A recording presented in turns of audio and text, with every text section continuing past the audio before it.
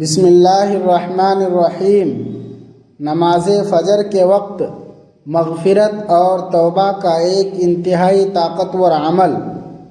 محترم ناظرین، زندگی کے اس پر آسائش اور مصروف سفر میں انسان خطا کا پتلا ہے۔ جانے انجانے میں ہم سے اتنے گناہ سرزد ہو جاتے ہیں کہ جن کے بوجھ سے دل سیاہ ہونے لگتا ہے، رزق میں تنگی محسوس ہوتی ہے،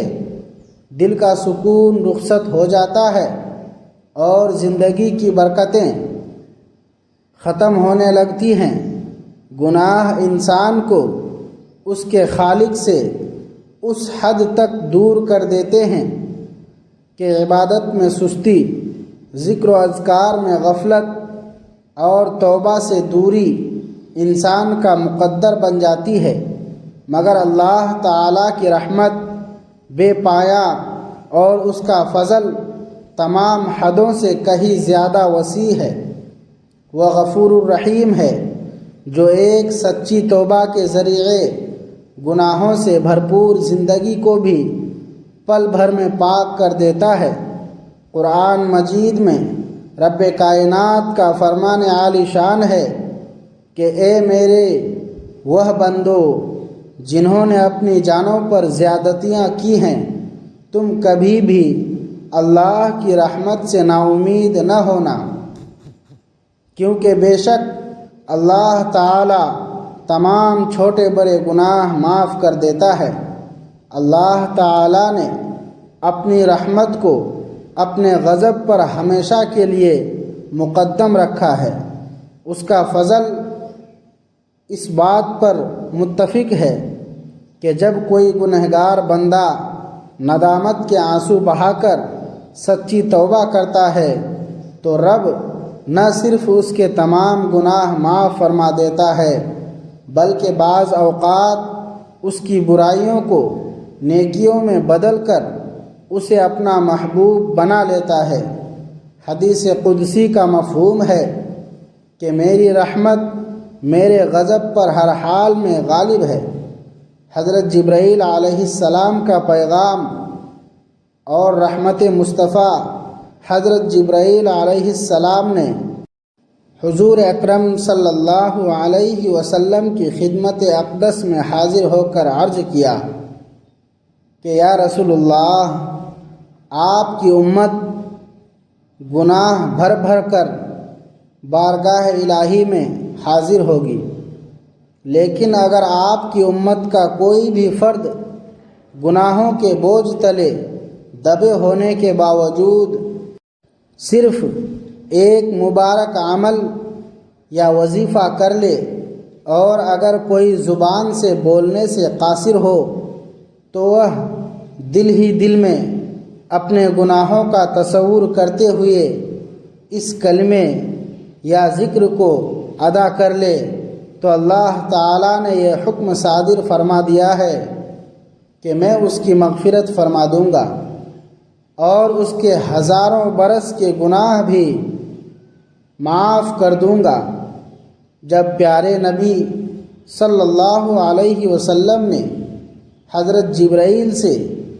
یہ حسین اور دل کو ٹھنڈک دینے والی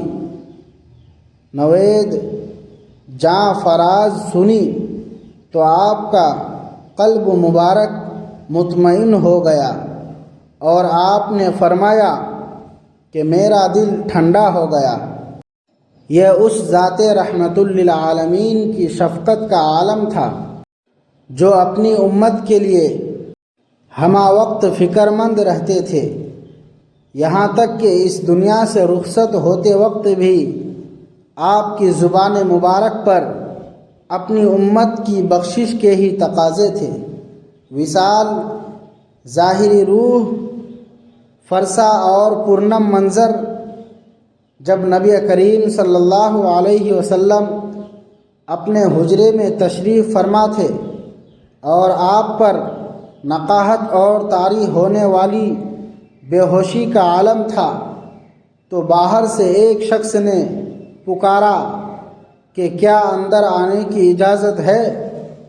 حضرت فاطمہ رضی اللہ تعالی عنہا نے باہر آ کر فرمایا کہ اس وقت رسول کریم صلی اللہ علیہ وسلم کو بے ہوشی اور آرام کی ضرورت ہے، لہٰذا آپ تشریف لے جائیں۔ اس شخص نے دوسری مرتبہ پھر سلام کیا اور پکارا۔ اس بار وہ آواز پیارے نبی صلی اللہ علیہ وسلم کے مبارک کانوں تک جا پہنچی۔ آپ نے اپنی لخت جگر سیدہ فاطمہ سے دریافت فرمایا، اے میری بیٹی فاطمہ، ذرا بتاؤ تو باہر دروازے پر کون کھڑا ہے؟ حضرت فاطمہ نے عرض کیا کہ ایک شخص اندر آنے کی اجازت طلب کر رہا ہے اور آپ پر طاری کیفیت کی وجہ سے ہم نے اسے روک رکھا ہے۔ اس پر رحمت دو عالم صلی اللہ علیہ وسلم نے ارشاد فرمایا، اے فاطمہ، تمہیں معلوم نہیں کہ باہر کون کھڑا ہے؟ یہ وہ ہستی ہے جو گھروں کو ویران کرنے والی، ہنستے بستے گھروں میں ماتم برپا کرنے والی، بچوں کو یتیم اور عورتوں کو بیوہ کرنے والی اور دوستوں کو دوستوں سے جدا کرنے والی ہے۔ یہ ملک الموت حضرت اسرائیل علیہ السلام ہیں، انہیں فوراً اندر آنے کی اجازت دے دو۔ جب سیدہ فاطمہ نے یہ سنا کہ ملک الموت تشریف لا چکے ہیں تو ان کی آنکھوں سے آنسو جاری ہو گئے اور وہ بے ساختہ رو پڑی۔ حضور صلی اللہ علیہ وسلم نے اپنے دست مبارک سے بیٹی کے آنسو پوچھے اور تسلی دیتے ہوئے فرمایا، اے فاطمہ، اتنا نہ رو، کیونکہ سب سے پہلے تم ہی اس دنیا سے پرواز کر کے مجھ سے آ کر ملو گی۔ اس کے بعد ملک الموت نے بارگاہ رسالت میں حاضری دی اور ساتھ ہی حضرت جبرائیل علیہ السلام اور حضرت اسرافیل علیہ السلام نے بھی آ کر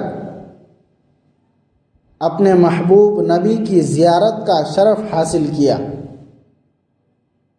آپ نے اپنی ازواج مطہرات کو بلایا، انہیں تقویٰ، پردے اور صبر کی تلقین فرمائی، پھر اپنے نور نظر نواسوں حضرت حسن اور حضرت حسین رضی اللہ تعالی عنہما کو پاس بلایا، ان کے سروں پر شفقت بھرا ہاتھ پھیرا اور ان پر آنے والے مصائب کا ذکر کرتے ہوئے فرمایا کہ اللہ ہی ان کا محافظ ہوگا۔ جب حجرے کے باہر موجود صحابہ کرام کی آہ و فغاں بلند ہوئی تو آپ نے حضرت علی رضی اللہ تعالی عنہ کو حکم دیا کہ حجرے کا پردہ ہٹا دیں تاکہ میں اپنی امت کا ایک بار آخری دیدار کر لوں۔ آپ نے دیوانہ وار روتے ہوئے صحابہ کو تسلی دی، دین اسلام پر مضبوطی سے جڑے رہنے کی تلقین کی اور قرآن کو امام بنانے کی وصیت فرمائی۔ اس کے بعد نزع کا عالم طاری ہوا۔ موت کی سختی اور تکلیف کو محسوس کرتے ہوئے آپ نے پانی کے پیالے سے اپنے چہرے انور پر ہاتھ پھیرے اور بارگاہ الہی میں عرض کیا، اے اللہ، موت کی سختیاں بہت زیادہ ہیں، تو ہی اسے آسان فرما دے۔ زبان مبارک پر بار بار یہی الفاظ جاری رہے کہ یا رب امتی، یا رب امتی، یعنی اے میرے رب، میری امت کا کیا بنے گا؟ آخر کار کلمہ طیبہ پڑھتے ہوئے اور امت کی بخشش کی دعائیں کرتے ہوئے آپ کی روح مبارک اس دار فانی کو چھوڑ کر دار بقا کی طرف پرواز کر گئی، اور زمین و آسمان سوگوار ہو گئے۔ وظیفہ اور توبہ کا مکمل مسنون طریقہ وقت کی نزاکت اور گناہوں کی کثرت کو مد نظر رکھتے ہوئے اس روحانی عمل کو اپنی روز مرہ زندگی کا حصہ بنائیں، تاکہ دنیا و آخرت دونوں سنور جائیں۔ اس عمل کو کرنے کا طریقہ نہایت آسان اور ترتیب وار یہ ہے کہ سب سے پہلے مکمل طور پر باوضو ہو جائیں، کیونکہ طہارت روحانی فیض کے حصول کا پہلا زینہ ہے۔ اس کے بعد حضور نبی کریم صلی اللہ علیہ وسلم کی بارگاہ اقدس میں درود پاک کا تحفہ پیش کریں۔ ویسے تو کوئی بھی درود پڑھا جا سکتا ہے، لیکن ثواب جزیل اور فضیلت کی خاطر درود ابراہیمی کو کم از کم ایک مرتبہ ضرور پڑھیں، یعنی اللہم صلی علی محمد وعلی آل محمد کما صلیت علی ابراہیم وعلی آل ابراہیم انک حمید مجید، اللہم بارک علی محمد وعلی آل محمد کما بارکت علی ابراہیم وعلی آل ابراہیم انک حمید مجید۔ درود پاک پڑھنے کے بعد قرآن مجید کی اس مبارک اور جامع آیت کے ان الفاظ کی مکمل ایک تسبیح یعنی پورے 100 مرتبہ ورد کریں، جو کہ یہ ہے: وَاسْتَغْفِرُوا رَبَّكُمْ ثُمَّ تُوبُوا إِلَيْهِ إِنَّ رَبِّي رَحِيمٌ وَدُودٌ، جس کا ترجمہ ہے کہ اور اپنے رب سے معافی مانگو، پھر اس کی طرف توبہ کرو، بے شک میرا رب بہت مہربان اور بہت محبت کرنے والا ہے۔ اس تسبیح کے بعد اس پاکیزہ کلمے کو صرف 41 مرتبہ زبان مبارک سے جاری کریں، جس کی فضیلت احادیث مبارکہ میں کثرت سے بیان ہوئی ہے، یعنی لا الہ الا اللہ وحدہ لا شریک لہ۔ عمل کے آخر میں دوبارہ درود پاک پڑھیں اور اللہ تعالیٰ کی بارگاہ میں اپنے تمام صغیرہ و کبیرہ گناہوں پر سچے دل سے نادم ہو کر آنکھوں میں ندامت کے آنسو لا کر اور آئندہ کبھی گناہ نہ کرنے کے پکے عزم کے ساتھ ہاتھ اٹھا کر دعا مانگے۔ اس مبارک عمل کو کرنے کے لیے کسی خاص وقت کی قید نہیں ہے، آپ چلتے پھرتے، اٹھتے بیٹھتے، دن کے کسی بھی مصروف لمحے میں اسے انجام دے سکتے ہیں۔ تاہم اگر آپ اسے نماز فجر کے فوراً بعد یا دن کے کسی بھی فرض نماز کے بعد ادا کریں تو اس کی برکت اور تاثیر کئی گنا بڑھ جاتی ہے۔ دنیا کے کسی بھی کونے سے آپ کا تعلق ہو، باوضو ہو کر اس تسبیح کو پڑھنے سے دل کا زنگ دور ہوتا ہے اور زندگی میں حقیقی سکون اترتا ہے۔ جو انسان کامل یقین، خلوص نیت اور سچی توبہ کے ساتھ ان مبارک الفاظ کو پڑھتا ہے، اللہ تعالی اس کی خطاؤں سے درگزر فرماتا ہے اور اس کی توبہ کو شرف قبولیت بخشتا ہے۔ ہمیں چاہیے کہ ہم اپنی روز مرہ زندگی میں استغفار کو اپنا معمول بنا لیں، اللہ کی رحمت سے کبھی نا امید نہ ہوں اور اپنے پیارے نبی حضرت محمد مصطفیٰ صلی اللہ علیہ وسلم کے بتائے ہوئے تعلیمات پر عمل پیرا ہو کر اپنی دنیا اور آخرت دونوں کو کامیاب بنا لیں۔ اللہ تعالی ہمارے تمام گناہوں کو معاف فرمائے اور ہم سب کو صراط مستقیم پر چلنے کی توفیق عطا فرمائے، آمین یا رب العالمین۔